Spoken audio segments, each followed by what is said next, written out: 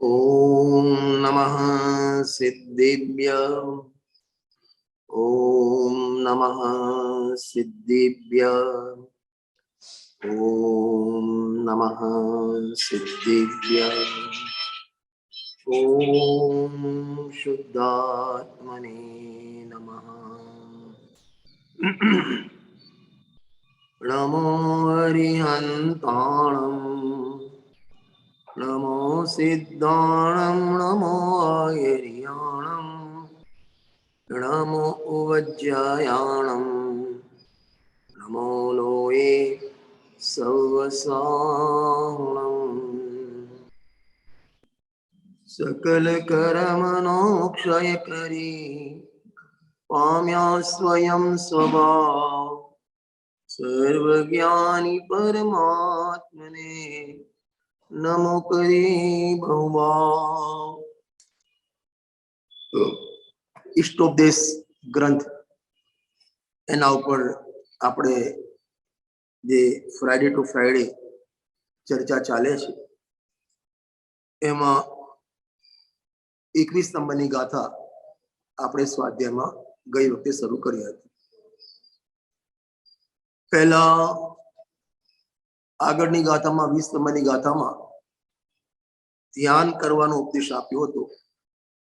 એ ધ્યાન કરવું હોય તો એનો વિષય અવશ્ય હોવો જોઈએ। જે વસ્તુને જાણતા નથી, જે વસ્તુનું સ્વરૂપ ક્લિયર નથી, તો એનું ધ્યાન આપણે કઈ રીતે કરી શકીએ। મોક્ષ માર્ગની શરૂઆત, મોક્ષ માર્ગનો વૃદ્ધિ અને પૂર્ણતા એ આત્માના ધ્યાન પૂર્વક થાય છે। બીજી અપેક્ષાએ જોઈએ તો ધ્યાન વગરનો કોઈ જીવ હોતો નથી। ભલે માઠા ધ્યાન કરે, જે આર્ત ધ્યાન અને રૌદ્ર ધ્યાન જે આપણે 24 કલાક કરતા આવ્યા છીએ। અહીં વાત ચાલે છે ધર્મ ધ્યાનની। જે ધ્યાનના ફળમાં સુખની પ્રાપ્તિ થાય, જે ધ્યાનના ફળમાં આત્માનો અનુભવ થાય, અતિન્દ્રિયનો સ્વાદ આવે, એ ધ્યાનની વાત અહીં આ ગાથાઓમાં કરી છે। 21, 22, 23, 24 અને 25 પાંચ ગાથાઓ સળંગ ધ્યાન વિશેની છે। 21 ગાથામાં ધ્યાનનો વિષય બતાવ્યો છે, 22માં ધ્યાન કઈ રીતે કરવું એની વાત છે, 23 અને 24 એ બે ગાથામાં ધ્યાનનું ફળ રિઝલ્ટ શું આવશે એ બતાવશે। અને અંતિમ 25 ગાથામાં ધ્યાન અને ધ્યેય, જ્યારે ધ્યાન કરવા બેસે તો ધ્યાન અને ધ્યેયનો ભેદ દેખાતો નથી, એટલે કે ધ્યાન અને ધ્યેય એ બે અલગ અલગ વસ્તુ નથી। આ રીતે પાંચ ગાથામાં ધ્યાન શબ્દની ચર્ચા છે। હવે એમાં આત્માનું ધ્યાન કરવું છે તો આત્માનું સ્વરૂપ આપણે જાણવું આવશ્યક છે। કારણ કે સમયસારજીમાં લખ્યું છે, નહીં જાણેલાનું શ્રદ્ધાન ગધેડના શિંગડા જેવું હોય છે। એટલે પહેલા વસ્તુનું સ્વરૂપ જાણવામાં આવે અને ત્યારબાદ એમાં ધ્યાન અથવા લીનતા થાય। વાસ્તવમાં ચારિત્ર કહો, ધ્યાન કહો, લીનતા, આત્માને જાણવું એ જ્ઞાન અને જાણતા રહેવું એનું નામ ધ્યાન। ફરીથી રિપીટ કરું છું, આત્માને જાણવું એનું નામ જ્ઞાન અને જાણતા રહેવું, સતત જાણતા રહેવું એનું નામ ધ્યાન કહો, એનું નામ લીનતા કહો, એનું નામ ચારિત્ર કહો, એ બધું એકાદ છે। તો આ 21 નંબરની ગાથામાં જે આત્મા, ગાયક ભગવાન આત્મા, જે ધ્રુવ તત્વ, એ પરમાત્માનું આમાં સ્વરૂપ બતાવવામાં આવેલું છે। 5 બોલથી આમાં ચર્ચા કરી છે। સૌથી ટીકા પણ આની મોટી છે અને ગુરુદેવશ્રીના પ્રવચન પણ આમાં વિસ્તારથી ગુરુદેવશ્રી આને ભાર આપીને પ્રવચન કરેલા છે। પહેલા આપણે 21 ગાથાનો પાઠ કરીશું પ્રાકૃતમાં અને ગુજરાતીમાં, અને ત્યારબાદ આપણે ચર્ચા આગળ વધારીશું। સ્વસંવેદન સુવ્યક્ત તનુ માત્રો નિરત્યય અત્યંત સૌખ્યવાન આત્મા લોકાલોક વિલોકન। ગુજરાતી છે એનું। નિજ અનુભવથી પ્રગટ જે નિત્ય શરીર પ્રમાણ લોકાલોક વિલોકતો આત્મા અતિ સુખવાન. 5 વિશેષણ આપ્યા છે. નંબર 1, લોકાલોકનો જ્ઞાતા. કેવળ જ્ઞાન તો લોકાલોકનો જ્ઞાતા છે જ. અહીં તો આત્માના સ્વભાવની વાત ચાલે છે, કારણ કે એ સ્વભાવ વ્યક્ત થયો ને, તો અવ્યક્ત પરમાત્મા પણ એવો જ છે. બીજી રીતે કહીએ કે નિયમ સારને આપણે જોડીએ તો કાર્ય કારણ જેવું જ હોય. કાર્ય કારણ જેવું જ હોય. આપણે મંદિરમાં દર્શન કરવા જઈએ છીએ, કાર્ય પરમાત્માના દર્શન કરીએ છીએ, અને એ કાર્ય જેવું કારણ છે એવું કાર્ય છે. તો કાર્યને જોઈને આપણી દ્રષ્ટિ કારણ તરફ જાય છે. કાર્યને જોઈને આપણી દ્રષ્ટિ કારણ તરફ જાય છે. તો અહીં અને આપણે એક આદત પણ પડી ગઈ છે. જ્યારે જ્યારે લોકાલોકને જાણવાની વાત આવે એટલે સીધી આપણી નજર પરિયામાં કેવળ જ્ઞાન પ્રાપ્ત થયું એના ઉપર જાય છે. પણ અહીં તો કેવળ જ્ઞાનની વાત નથી. એવો આત્માનો સ્વભાવ, જ્ઞાન સ્વભાવ, એનો જે સર્વજ્ઞ સ્વભાવ, એની વાત છે. દરેક ભગવાન આત્મા, દરેક જીવ, ભલે એને ભાન છે એ નથી, એનો સ્વભાવ, એનો જ્ઞાન સ્વભાવ, એનો જે જાણવાનો સ્વભાવ એ પૂરો છે. અને કેવો કે લોકાલોકને જાણનાર. હવે એનો અર્થ પછી કરીએ છીએ આપણે. નંબર 2, અતિ સુખવાન, અત્યંત અને અનંત સુખવાન.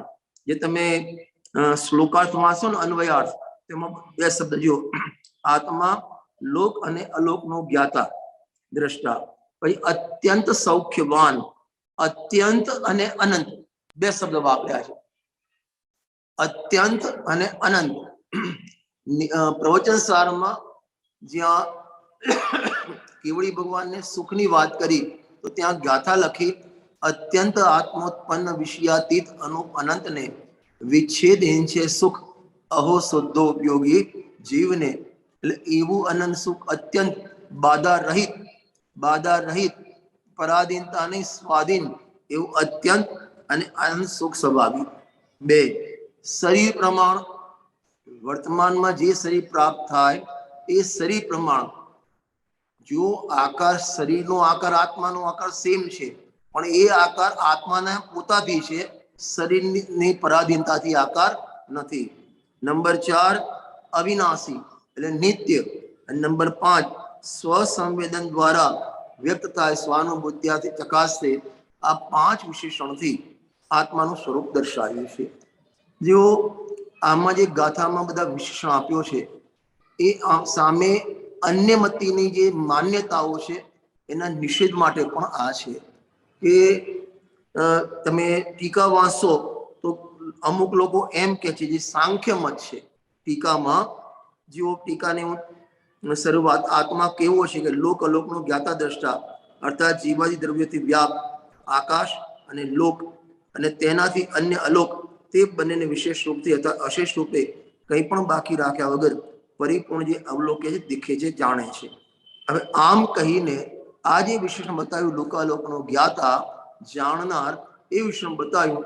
એનાથી જ્ઞાન શૂન્યમ ચૈતન્ય માત્રમાં આત્મા, કે જ્ઞાન શૂન્ય ચૈતન્ય માત્ર જ આત્મા છે, એવા સાંખ્ય મતનું, જગતમાં એક એવો સાંખ્ય મત છે જે આત્માને તો જ્ઞાન માત્ર માને છે પણ જાણવું માનતો નથી, લોકાલોકને જાણતો માનતો નથી. તો એવા મતનું નિષેધ માટે આ કથન કરવામાં આવેલું છે. જીનાગમમાં જેમ સમયસારમાં સર્વસિદ્ધ જ્ઞાન અધિકારમાં 321 પછીથી 372 લગભગ 52 ગાથામાં સાંખ્ય મત, વિષ્ણુ મત, બૌદ્ધ મત, ચારવાક મત, એવા જેટલા પણ અન્ય મતો છે એ બધાનો નિષેધની માટે 321 થી 372 સુધીની 52 ગાથા ત્યાં લખેલી છે. એકચ્યુઅલમાં ગુરુદેવ શ્રી કહે છે કે અન્ય મત એટલે બૌદ્ધને શીખવાડવા નથી જવું, સાંખ્યને ત્યાં મનાવવા નથી જવું. આપણામાં એવી માન્યતા હોય તો આપણે ભલે 12મા ઢાંચો આપણો જૈનનો છે, માન્યતા આપણી સાંખ્ય મત એવી છે. ખ્યાલ આવ્યો ને? તો જ્ઞાન માત્ર આત્માને માને પણ લોકાલોકને જાણે છે એમ ના માને તો ત્યાં સાંખ્ય મત ઉભું થઈ જાય છે. અને સમયસાર ગ્રંથાધિરાજનો પહેલો જ કળશ છે, નમ સમયસારાય સ્વાનુભૂત્યા ચકાસ્તે ચિત્ત સ્વભાવાય ભાવાય સર્વ ભાવાંતરચ્છિદે. ત્યાં પણ આત્માને જે તમને બતાવું, સર્વ ભાવાંતરચ્છિદે એટલે સર્વ પદાર્થોને જાણનારો છે. આ વિશેષણથી મીમાંસક આદિ મતનું નિરાકરણ કર્યું. એટલે જે જ્ઞાનનો અભાવ માને છે કે આત્મા જ્ઞાન સ્વરૂપ છે પણ લોકો ના જાણી શકે, તો એવો જે મત છે, અથવા તો જે વ્યક્તિ જૈન મતમાં આવ્યા પછી પણ જ્ઞાનના પરપ્રકાશકપણનો નિષેધ કરે છે, એ પણ આ મતમાં અન્ય મતમાં આવી જાય કે ના, આત્મા પરને જાણે જ નહીં. અરે ભાઈ, સ્વપર પ્રકાશક એ આત્માનો સ્વભાવ છે. એ જાણવું, એ સમજો, પરનું જ્ઞાન એ વિભાવ નથી, પણ પરનું જ્ઞાન કે ત્યાં અટકવું, ત્યાં વિભાવ ઉત્પન્ન થાય. જાણવું એ જ્ઞાનનો સ્વભાવ.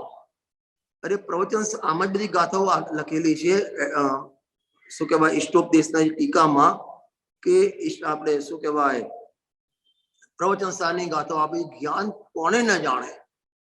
જેમ અગ્નિ કોને ન બાળે, બળવાયુ પદાર્થ બધાને બાળે, એમ જ્ઞાન બધાને જાણે. કારણ કે જાણવું એ જ્ઞાનનો સ્વભાવ છે. ત્યાં સર્વશુદ્ધ જ્ઞાન અધિકારમાં નાટક સમય સમય બહુ સરસ છંદ આવે છે. જ્ઞાન કો સહજ જ્ઞેયાકાર રૂપ પરિણમે, યદપિ તદપિ જ્ઞાન જ્ઞાન રૂપ રહ્યો હૈ. ज्ञेय ज्ञेय रूपय अनादि की मर जाद काहू वस्तु काहू को स्वभाव नहीं गयो है. ज्ञान को सहज ज्ञेयाकार. पहला तो ज्ञेयाकार એટલે શું? જ્ઞેયાકાર એટલે શું? જુઓ, આ રૂમાલ છે એને કહેવાય ગે. આ રૂમાલ છે એને કહેવાય ગે. અને અહીં એનું તમે કોણ થઈ ગયા? જાણનાર. એ આ ગે, તમે જ્ઞાતા. બરાબર. હવે જ્ઞેય આકાર એટલે શું? એટલે જે જ્ઞેય દેખાય છે એનું પ્રતિબિંબ આત્મામાં દેખાય એને, એટલે જ્ઞાન એ જ્ઞાન છે. એ જ્ઞેયાકાર એ બી જ્ઞાન છે, પણ જ્ઞેયની તરફથી કહેવાય. અરે જ્ઞેયાકાર એ જ્ઞાન છે, પણ જ્ઞેયનો આકાર એટલે શું? જ્ઞાનનો આકાર. જ્ઞાનનો જ આકાર થયો ને. જ્ઞેયાકાર એ જ્ઞાનાકાર છે, જ્ઞાનની રચના છે, પણ જ્ઞેયાકાર મીન્સ શું? એટલે જ્ઞેયની જે રચના છે એ જ્ઞાનથી આત્મા જાણે છે. એટલે જે જ્ઞેયનો આકાર છે એ આકારથી જેવું એનું જ્ઞાન એ બરાબર એ જાણે છે. જ્ઞાન જો જ્ઞેયનું જ્ઞાન. હા, આ રૂમાલ છે ગે, આનો કોઈ આકાર હોય કે ના હોય? હોય. આને પણ જ્ઞેયાકાર કહેવાય. આનો આકાર એને પણ જ્ઞેયાકાર કહેવાય. અને અહીં જે જ્ઞાનમાં જ્ઞેયાકાર થાય છે, ત્યાં આકાર એટલે શેપ નહીં લેવાનો. જ્ઞાનમાં જ્ઞેયાકાર એટલે જ્ઞેયનું જ્ઞાન, એનું નામ જ્ઞેયાકાર. જ્ઞેય સંબંધીનું જ્ઞાન એને કહેવાય જ્ઞેયાકાર. જુઓ, જ્ઞાનમાં કોઈ આકાર થતા નથી. બરાબર. જો જ્ઞાનમાં આકાર થાય ને તો જ્ઞાન મૂર્તિક થઈ જાય. કારણ કે આકારો તો મૂર્તિક છે. તમે સામે તાજમહેલ તમે તમારા જ્ઞાનમાં જાણ્યો, કઈ તાજમહેલ નો આકાર બનતો નથી. સમજાવવા માટે દર્પણના પ્રતિબિંબનું દ્રષ્ટાંત, પણ અહીં પ્રતિબિંબ એટલે એવું જે કઈ જાય પડે છે એવી અંદર આકાર બને છે જ્ઞાનમાં, એવું નથી. જ્ઞેયનું જ્ઞાન, એનું નામ જ્ઞેયાકાર. અરે ખ્યાલ આવે છે? હેલો, હાજી, સંભળાય છે. તો પ્રદેશત્વ ગુણ, પ્રદેશત્વ ગુણ સામાન્ય ગુણ બધામાં હોય, કે તે એક્સપ્લેન થાય? પ્રદેશત્વ ગુણના લીધે આકાર હોય, એ તો દરેક દ્રવ્યનો આકાર, એનું નામ પ્રદેશત્વ ગુણ. એમાં જ્ઞાનમાં જ્ઞેયનો આકાર નથી બનતો.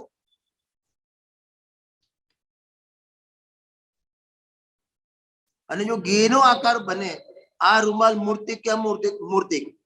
બરાબર, પૂતગલ દ્રવ્ય છે. હવે એનો આકાર જો જ્ઞાનમાં બને તો જ્ઞાન મૂર્તિક થઈ ગયું.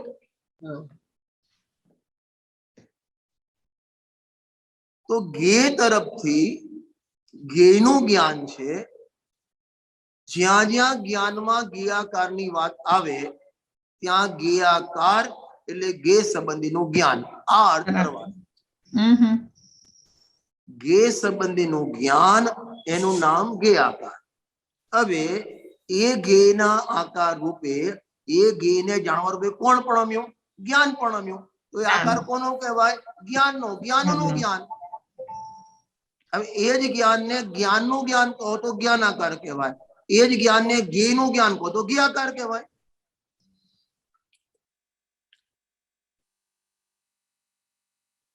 ખ્યાલ આવે છે? હાજી. હવે સમજો, જ્ઞેય સંબંધી જે જ્ઞાન થાય એ તો જ્ઞાનનો પાવર છે, એ તો જ્ઞાનની તાકાત છે, એ જ્ઞાનની શક્તિ છે. સ્વપર પ્રકાશક શક્તિ હમારી, એ તો જ્ઞાનનો પાવર છે. એને પાવર કોઈ દિવસ દુઃખનું કારણ ના હોય, પાવર તો કોઈ દિવસ વિકલ્પનું કારણ ના હોય, પાવર કોઈ દિવસ બંધનું કારણ ના હોય. અને જાણવું જો બંધનું કારણ હોય, પર સંબંધી જે જ્ઞાન થાય એ બંધનું કારણ હોય, તો સૌથી મોટો બંધ કેવળી ભગવાનને થાય. બહુ સરસ. કારણ કે સૌ આખા લોકાલોકનું જ્ઞાન કોને? કેવળી ભગવાનને. અને જો પરનું જ્ઞાન એ બંધનું કારણ હોય, પરનું જ્ઞાન એ બંધનું કારણ હોય, તો ભગવાનને સૌથી વધારે બંધ થાય. એક વાત. ન્યાય નંબર 2, સ્વપર પ્રકાશક એ જ્ઞાનનો સ્વભાવ છે. સ્વપર પ્રકાશક એ જ્ઞાનનો સ્વભાવ છે, અને સ્વભાવ કોઈ દિવસ બંધનું કારણ થાય નહીં. બરાબર. સ્વભાવ બંધનું કારણ થાય નહીં. સમજો ધ્યાનથી. તમે મંદિરમાં ગયા, તમે ઘરે લોક મારીને મંદિરે ગયા, અને ત્યાં ઘરમાં તમારા ઘરમાં આગ લાગી. તમે ત્યાં મંદિરમાં સ્વાધ્યાયમાં બેઠા છો, ગુરુદેવનું ટેપ ચાલે છે, સીડી કેસેટ ચાલે, ત્યાં તમે બેઠા છો. તમને એ પહેલા ઘરમાં આગ લાગી છે એવું તમને જ્ઞાન નહોતું. તમને કોઈ પ્રોબ્લેમ થાય એ વખતે? નહીં થાય. હવે કોઈ આવીને ભાઈ તમારા કલાબેન તમારા ઘરે આગ લાગી છે, હવે તમને પછી દુઃખ થાય કે ના થાય? થાય. એ દુઃખ ક્યારે થયું? જ્યારે જ્ઞાન થયું ત્યારે. જ્ઞાન થયું ત્યારે દુઃખ થયું? ના, જ્ઞાન ને લીધે નહીં, પણ જ્યારે એની ખબર પડી અને એમાં જુઓ જોડાઈ ગયો. જ્ઞાન સાંભળો, જ્ઞાન થવું, ઘરમાં આગ લાગી એવું જ્ઞાન થાય, એ દુઃખનું કારણ કેવડી ભગવાન દુઃખ થાય કે ના થાય? એમને પણ જ્ઞાનમાં આવ્યું ના. એ દુઃખનું કારણ પણ મારું ઘર બળી ગયું. હા, મારું ઘર બળ્યું એ મોહ દુઃખનું કારણ છે. હા, મહત્વ. અને તમારા સ્વાધ્યાયમાં 25 જણ બેઠા છે, કોઈને દુઃખ ના, તમને કેમ દુઃખ થયું? એ ઘરમાં જે મમત્વપણું છે, મોહ છે, એટલે મોહ દુઃખનું કારણ છે, જાણવું દુઃખનું કારણ નથી. મારું એ કહેવું છે. બરાબર. કોઈનું પણ જ્ઞાન હોય, જ્ઞાની કે અજ્ઞાની, કોઈનું પણ જ્ઞાન હોય, જ્ઞાન બંધનું કારણ ના થાય. સાચી વાત. અને મોક્ષના પ્રકાશકના બીજા અધિકારમાં 6થા નંબરનો ટોપિક છે નવીન કર્મબંધ વિચાર. વાંચો તમે ઘરે જઈને. હું તમને ગુજરાતીનું પેજ નંબર કહી દઉં, મળી જાય તો. હમ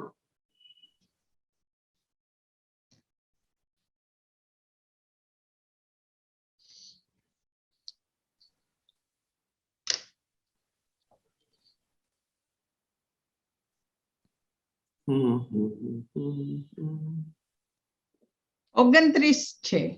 પેજ નંબર 29 છે, તમે વાંચી લેજો. નવીન કર્મબંધ વિચાર. અને ત્યાં લખ્યું છે જેટલો પણ જ્ઞાનનો અંશ પ્રગટ છે ને, એ સ્વભાવનો અંશ છે. જે જ્ઞાન પ્રગટ છે ને, ભલે તિર્યંકનું હોય, કીડી મકોડ, એ જ્ઞાન સ્વભાવનો અંશ છે. અને સ્વભાવનો અંશ કદાપી બંધનું કારણ થાય નહીં. સાચી વાત. ખ્યાલ આવે ને? એટલે મારે બતાવવું શું છે કે આ લોકાલોકનો જ્ઞાતા આત્મા છે, એ આત્માનો સ્વભાવ છે. એ આત્માનો સ્વભાવ છે. કારણ કે આપણામાં અત્યારે થોડી આવી પ્રથા ચાલી છે, પરને જાણતો જ નથી. પરને જાણવું એ બંધનું કારણ છે. ફરીથી રિપીટ કરું છું, પરના જ્ઞાનનો જાણવાનો નિષેધ પણ કરવામાં આવ્યો છે, પણ એ જ્ઞાનના સ્વભાવનો નિષેધ નથી કર્યો. તારી પર તરફની જે પ્રવૃત્તિ છે, પરની જે આસક્તિ છે, પરમાં જે મોહ છે, એનો નિષેધ કર્યો છે. બરાબર. અને બીજી વાત એટલા માટે નિષેધ કર્યો કે પરદ્રવ્યમાં જ્ઞાન પણ નથી અને પરદ્રવ્યમાં સુખ પણ નથી, અને એને જાણતા અને જ્ઞાન પણ નહીં થાય, સુખ પણ નહીં થાય, ક્યાં માથું ફોડે છે? એટલા માટે પર તરફની પ્રવૃત્તિ આત્માને છોડીને પરમાં જે ઉપયોગ જાય એ પરાધીન વૃત્તિનો નિષેધ કર્યો છે. જ્ઞાનના સ્વપર પ્રકાશક સ્વભાવનો નિષેધ કર્યો નથી. બરાબર. ખ્યાલ આવ્યો ને? અને હાજી. કારણ હવે વિચાર કરો, આપણે આત્માને જાણવાનું શેના માધ્યમથી? જ્ઞાનના માધ્યમથી. હવે જો જ્ઞાનનો નિષેધ કરો તો આત્માને જાણશો શેના વડે? સાધનનો નિષેધ થઈ ગયો હતો. એ તો આત્મામાં જવા માટેનું તો સાધન છે જ્ઞાન. ખ્યાલ આવે છે ને? હાજી. તો આ જે આપણે ચાલે છે, પહેલા નંબરનો બોલ છે લોકાલોકનો જ્ઞાતા. હવે એમાં અંદર ટીકામાં ઘણા જ આધાર આપ્યા છે. તમે પેજ નંબર 47 કાઢો, 47. આ ગાથા આપણે થોડી 2-3 દિવસ ચલાવીશું, બહુ સમજવા જેવી ગાથા છે. 47 નંબરનું પાનું કાઢો. મળી ગયું? તમે જો એટલે હા, બસ તમારો એક નંબર લખ્યું, સર્વજ્ઞનો આત્મા લોકાલોકને જાણે છે, આ વ્યવહારનું કથન છે. પણ તેનો અર્થ એ નથી કે તેઓ જાણતા જ નથી. વળી બધાને હાજી. જીઓ શું કહેવા માંગે છે? અત્યારે મારા હાથમાં આ પટ્ટી છે. કેવડી ભગવાન આને જાણે કે ના જાણે? જાણે. એ વ્યવહારથી કે નિશ્ચયથી? નિશ્ચયથી, કારણ કે જ્ઞાનને, પોતાના જ્ઞાનને જ જાણે છે. અરે હું આ પટ્ટીને ભગવાન જાણે છે નિશ્ચયથી કે વ્યવહારથી?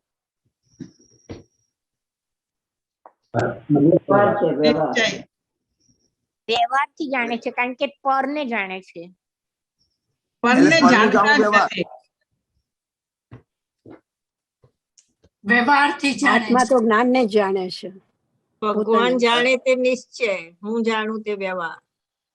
હા હા, ભગવાન જાણે છે તે નિશ્ચય છે, હું જાણું છું તે વ્યવહાર. એવું ના હોય કોઈ દિવસ.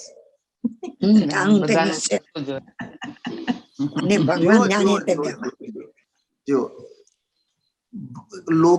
ભગવાન લોકાલોકને જાણે પણ વ્યવહાર છે, છે. એમ કેવું તે સાંભળો ધ્યાનથી, એમ કેવું તે વ્યવહાર નહીંનું કથન છે. નંબર 1. એમાં પહેલી વાત, લોકાલોકનું જ્ઞાન એ વ્યવહાર નથી, એ તો નિશ્ચય છે. લોકાલોકનું જ્ઞાન એ વ્યવહાર નથી, એ તો નિશ્ચય છે. જ્ઞાનનો સ્વભાવ છે. બરાબર?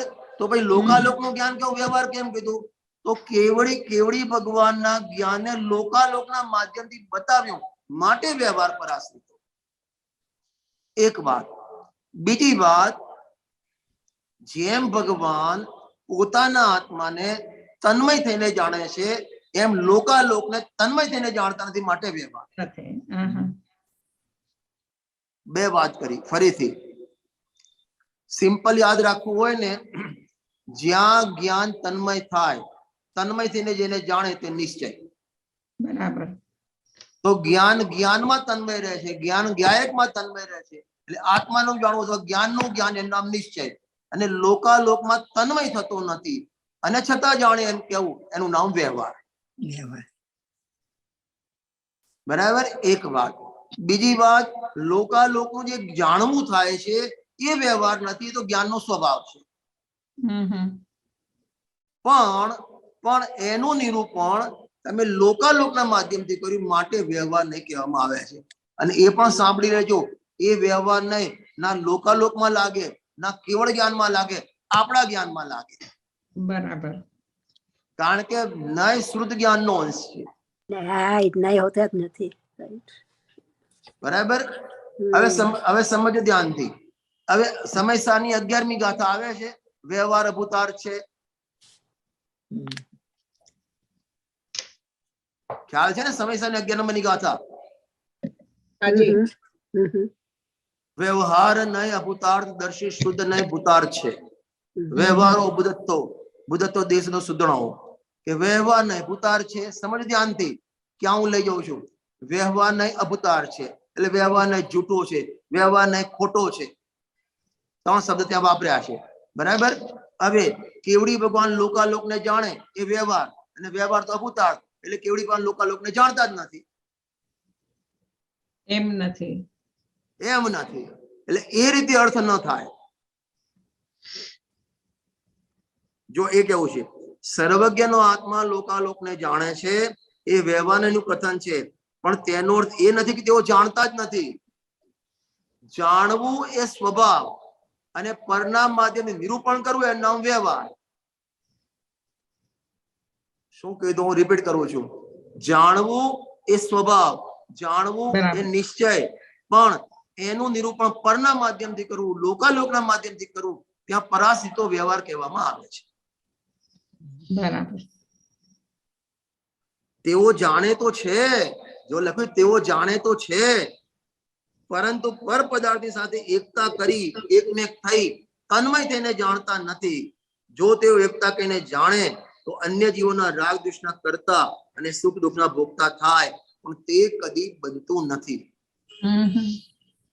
અને સિદ્ધ ભગવાનની પૂજા છે, યુગલ સાહેબ ની લખેલી, અહો બસ જ્ઞાન જાઓ લીન વહી હૈ ગે વહી હૈ ભોગ. જ્ઞાન જ્યાં તન્મય થાય, જ્ઞાન જ્યાં લીન થાય, જ્યાં એકમેક થાય, એ જ જ્ઞાનનું ગે અને એ જ જ્ઞાનનો ભોગ. અને પરમા તન્મય થતો નથી, માટે પરને જાણતો નથી એમ પણ કહેવાય, પણ જાણતો નથી એમ નહીં. જાણવું એ તો સ્વભાવ છે. જો આગળ લખ્યું છે, દર્પણની જેમ આત્મામાં જ્ઞાનમાં એવી નિર્મળતા છે કે 3 લોકના સર્વ પદાર્થો તેમાં પ્રતિબિંબ થાય. હવે એક આ બીજી ભાષા પણ આપણી ચાલે છે કે કેવડી ભગવાન જાણતા નથી, એમના જ્ઞાનમાં જણાઈ જાય છે. હવે મારો પ્રશ્ન એક, જાણે છે કે જણાઈ જાય છે? જણાય નહીં. જાણે બી છે ને જણાય બી જાય છે. જ્ઞાનથી જાણે છે ને સ્વચ્છતા પ્રતિબિંબ થાય છે તો જણાઈ જાય છે. શાબાશ. એ જ ક્રિયાને જ્ઞાનના માધ્યમથી કહો તો જાણે છે. એ જ જાણવાને સ્વચ્છતા શક્તિથી કહો તો જણાય છે. જાણે કહો તો પણ એ છે, જણાય કહો તો પણ એ છે. એ લોકોને શું થાય, જાણે છે એમાં વૃત્તિ બહાર જાય છે, જણાય છે એમાં ઉપયોગ અંદર આવે, એવું કશું છે નહીં. જો જ્ઞાનની પર્યાય ઘીઓને જવા માટે ઘી તરફ ઝૂકે જ નહીં, અને ઝૂકે એને જ્ઞાન કહેવાય જ નહીં. ખ્યાલ આવ્યો ને?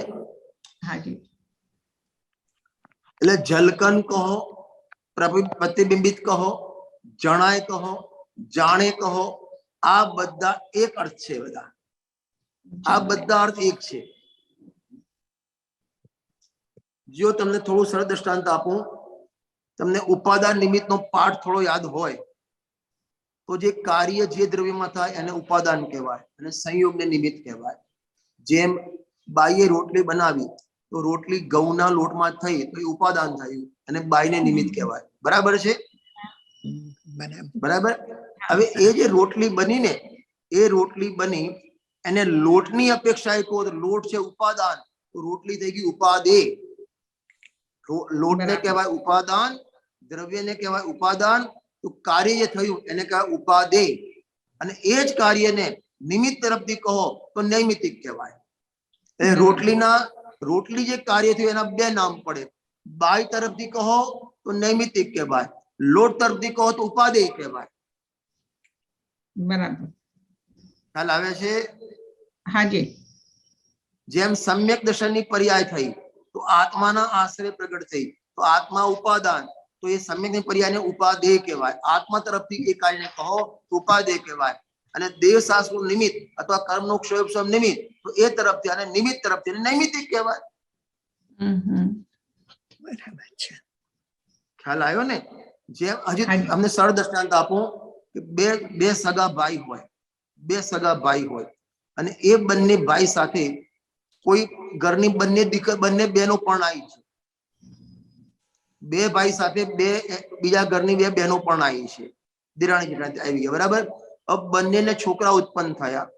હવે એ છોકરો પેલાને માસી કે કાકી કે? બંને આની તરફથી સગાઈ રાય માસી. છે. બેય કે માસી એ કહી શકાય ને કાકી એ કહી શકાય. પણ માની બંને કહી દ્રષ્ટિએ શકાય ને? માસી ને એટલે પોતાની મમ્મી તરફથી જોવે તો એની બેન છે માટે માસી કહેવાય. માસી. પોતાના પપ્પા તરફથી જોવે બીજા ભાઈની એ છે માટે કાકી કહેવાય. તો એ બેન એક, એના સંબંધ બે. એમ કાર્ય એક, ઉપાદાન નથી ઉપાદેય કહેવાય, નિમિત્ત નથી નૈમિત્તિક કહેવાય. એમ પરનું જે જ્ઞાન થયું એ થયું કાર્ય. એ જ્ઞાનને જ્ઞેય તરફથી કહો તો જ્ઞેયાકાર કહેવાય, જ્ઞાન તરફથી કહો તો જ્ઞાનાકાર કહેવાય. બરાબર.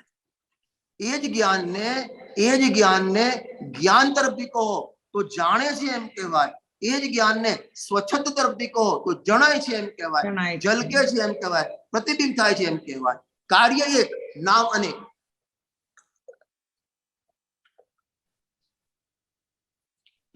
અરે ખ્યાલ આવે છે? હાજી હાજી, બહુ સરસ. હા. જો તેથી પોતાના આત્માને જાણતા બધા પદાર્થો એમાં જણાઈ જાય છે. એટલે કોઈ વક્તા એમ કે ભાઈ જ્ઞાનમાં લોકાલોક જણાય છે, બરાબર છે. કોઈ એમ કહે કે જાણે છે કે તો બરાબર છે. આપણા જ્ઞાનમાં કન્સેપ્ટ ક્લિયર હોવો જોઈએ. એક જ્ઞાન શક્તિથી કે છે, એક સ્વચ્છતા શક્તિથી કે છે. આપણા માઇન્ડમાં કન્સેપ્ટ ક્લિયર હોય તો કોઈ જગ્યાએ તમને જીનાગમમાં कॉन्ट्रोवर्सी नहीं देखा है।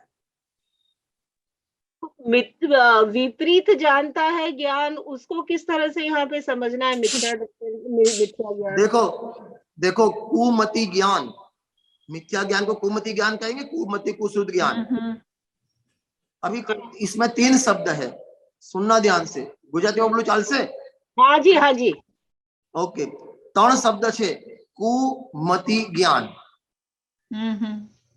पर्याय 1 एमा शब्द 3 जोड़ाया, 3 शब्द नो भेगो अर्थ मिथ्या ज्ञान कुमति ज्ञान कहवाय। હવે કુ શબ્દ છે એ અલગ શબ્દ છે, મતિ અલગ શબ્દ છે અને જ્ઞાન અલગ છે। જે જ્ઞાન છે એ આત્માનો ઉપયોગ જાણવું છે, બરાબર। એમાં જ મતિ, કારણ કે એ જ્ઞાનમાં મતિ જ્ઞાનાવણ કર્મના ક્ષયોપશમનો પડછાયો છે, માટે એને મતિ જ્ઞાન કહેવાય। અને એ જ જ્ઞાનમાં સાથે મિથ્યા દર્શન છે તો મોહનીનો પડછાયો છે, માટે એને કુ કહેવાય। બરાબર બરાબર। એક જ જ્ઞાનમાં 3 રોલ છે, એટલે ત્રણ પડછાયા છે એમાં। એટલે મિથ્યા જ્ઞાન એ આત્માની પર્યાય, જ્ઞાનનો સ્વભાવ।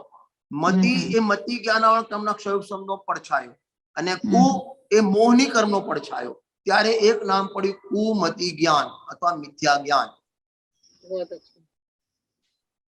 ખ્યાલ આવે છે ને? હા। જો નીચે સર્વજ્ઞ શક્તિની પણ પ્રવચન સારજીની વાત લીધી છે, એમાં 200 નંબરની ટીકા છે, ગજબનું લખ્યું છે। એક જ્ઞાયક ભાવ સર્વજ્ઞોને જાણવાનો સ્વભાવ, મારે આ બતાવવું છે। જો એક જ્ઞાયક ભાવનો સર્વજ્ઞોને જાણવાનો સ્વભાવ હોવાથી, જાણવું એ સ્વભાવ છે, એ વિભાવ નથી, મારું એમ કહેવું છે। હા, ઘણાને શું થાય, ભાઈ આપણે જાણીએ ને તો રાગદ્વેષ, એના કરતા જાણવું જ નથી, કે જાણવું રાગદ્વેષનું કારણ જ નથી। અને તું જાણવાનો નિષેધ કરીશ ને, તારા જ્ઞાનનો નિષેધ થઈ જાય। બરાબર। જો મારા મોઢા ઉપર 2 કાળા ડાઘ, કોલસાના ડાઘ પડ્યા હોય, તો દર્પણમાં જઈને આમ ઘસીને કાઢી નાખું, બરાબર, પણ મારા મોઢા ઉપર તલ છે અથવા મોટો કાળો મસો છે, એટલે તલ જેવો ડાઘ છે, મોટો કાળો ડાઘ છે, જે ચામડીમાં વણાયેલો છે. હવે એને કાઢવા જઈશ તો ચામડી નીકળી જશે.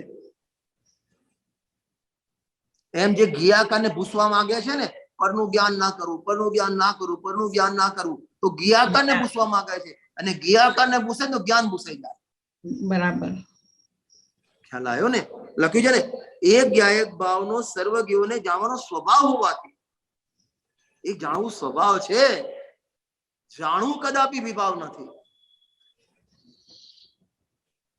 બરાબર, એની ચર્ચા આપણે નેક્સ્ટ પીરિયડમાં લઈશું.